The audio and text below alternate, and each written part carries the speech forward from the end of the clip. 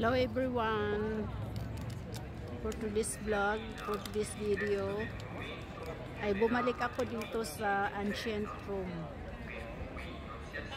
dahil first Sunday of the month, kaya yun lang ang kaya ko guys. Sayang naman yung 18 euro na ibabayad ko. So ito guys, narito ako sa ancient room. Ito yung background ay ang art ni Emperor Constantine. At katabi niya ang Colosio. Hindi ko napapasukin yan guys kasi napasok ko na. So, from here sa art ni Emperor Constantine, mag-turn ako ng left papunta sa The Forum at sa Palatine Hill. So, kung bago ka lang sa aking channel guys, paki-hit na rin yung subscribe button, pati na rin yung notification bell para ma-notify ka sa lahat ng i-upload kong video. So guys, go straight ako sa The Forum at Palatine Hill. Samahan nyo ako guys sa pag-explore at maging maguni-guni ang ating imahinasyon guys sa video ito dahil babalik tayo sa sinaunang panahon before Christ. Dito natin hihimayin o huhukayin ang history ng Rome, kung paano naging Rome ang place na ito.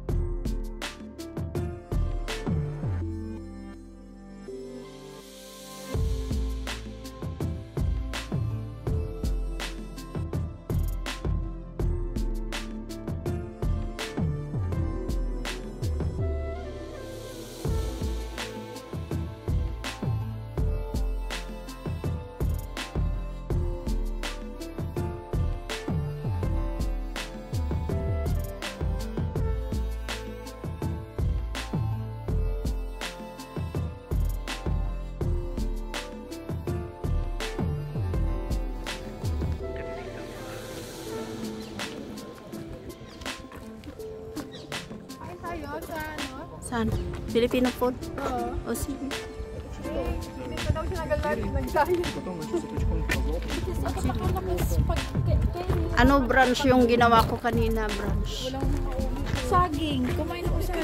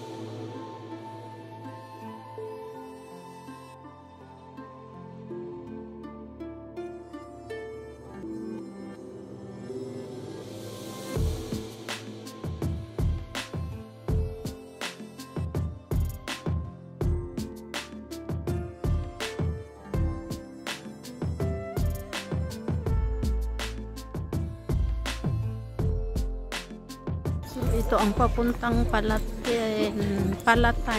Sabi nila, Palatine Hill. Palatino.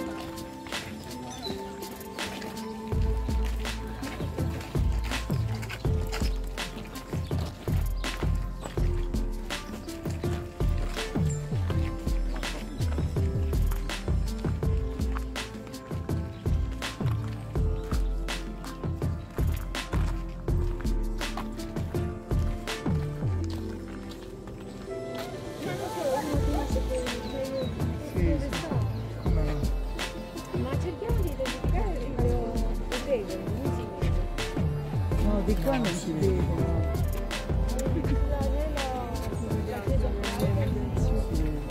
Invece sul sito non so, dai, No, Chinese people. che anche là ci sono dei bei Sì, come? Oh, poi è tutto bello. da turista.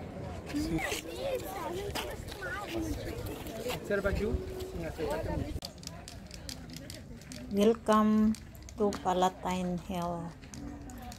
Dito ang dating residence ng mga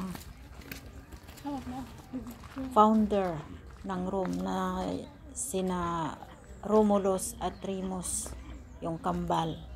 At sa mga nagdaang taon ay dito na rin tumira ang mga upper class hanggang sa na-establish ang Roman Empire, at dito na rin tumira ang ilang mga historical figure katulad ni na Mark Antony, Nero at Cicero. O pagbasa natin si Cicero, pero pag Italian ang bumasa niyan, yung C ay nagiging Che.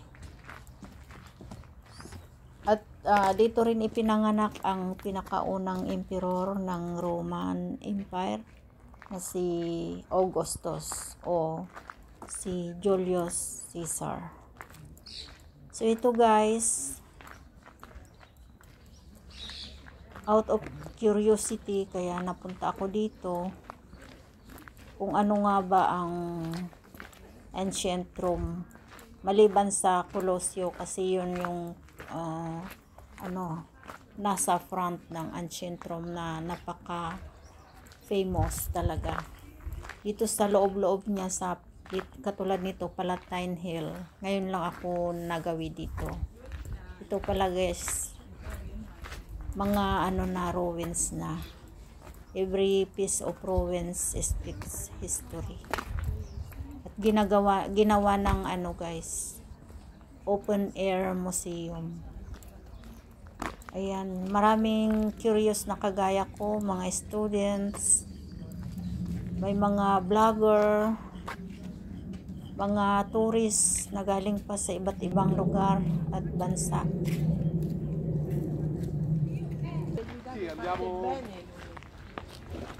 So ayan guys, para na rin kayong ano nakarating dito sa ancient Rome. Talagang ano, believe ako sa pag-preserve nila.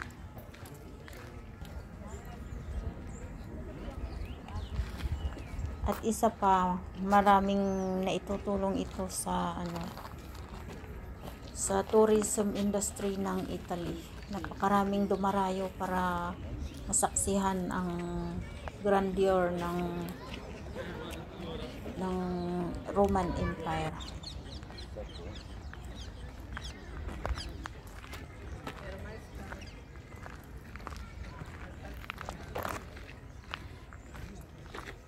Sa simpleng kisap ng mata guys, ano ba ito?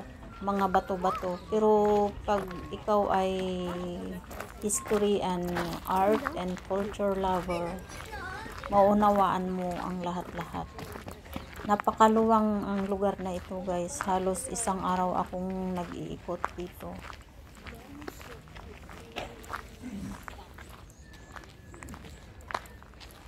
Salamat sa inyong walang sawang pagsubaybay at pagsuporta sa aking channel. Hanggang sa muli, mabuhay po tayong lahat at mag-iingat po tayong lahat.